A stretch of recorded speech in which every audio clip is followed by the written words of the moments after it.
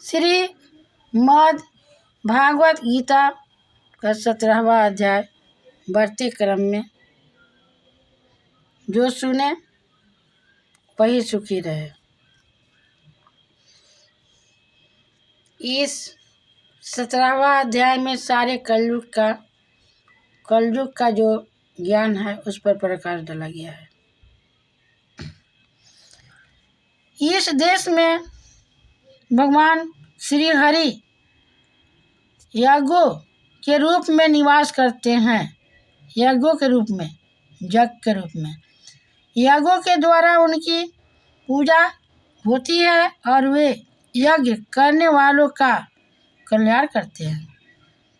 वे सर्वात्मा भगवान वायु की भांति समस्त चराचर जीवों के भीतर और बाहर एक रस स्थित रहते हुए उनकी कामनाओं का पूर्ण करते रहते हैं।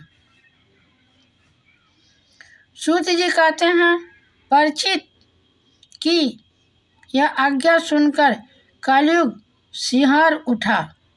यमराज के समान मारने के लिए उद्धत हाथ से तलवार लिए हुए परीक्षित से वह बोला। कली ने कहा, सार्वभौम आपके आज्ञा से जहाँ कहीं भी मैं रहने का विचार करता हूँ वहीं देखता हूँ कि आप धनुष पर मार चढ़ाए खड़े हैं। धार्मिक शिरोमणि, आप मुझे वह स्थान बतलाइए जहाँ मैं आपकी आज्ञा का पालन करता हुआ अस्थिर होकर रह सकूं।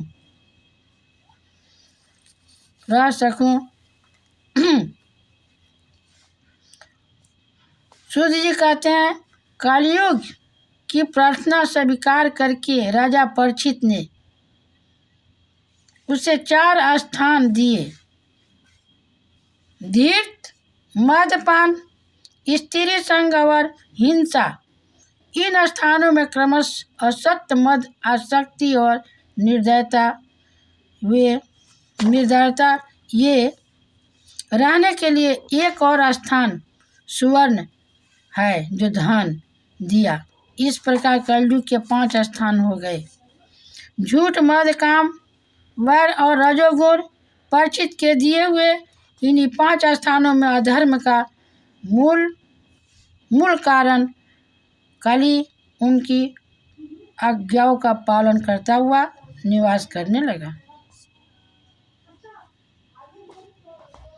इसीलिए आत्मकल्याणकामी पुरुष को इन 5 स्थानों का सेवन कभी नहीं करना चाहिए।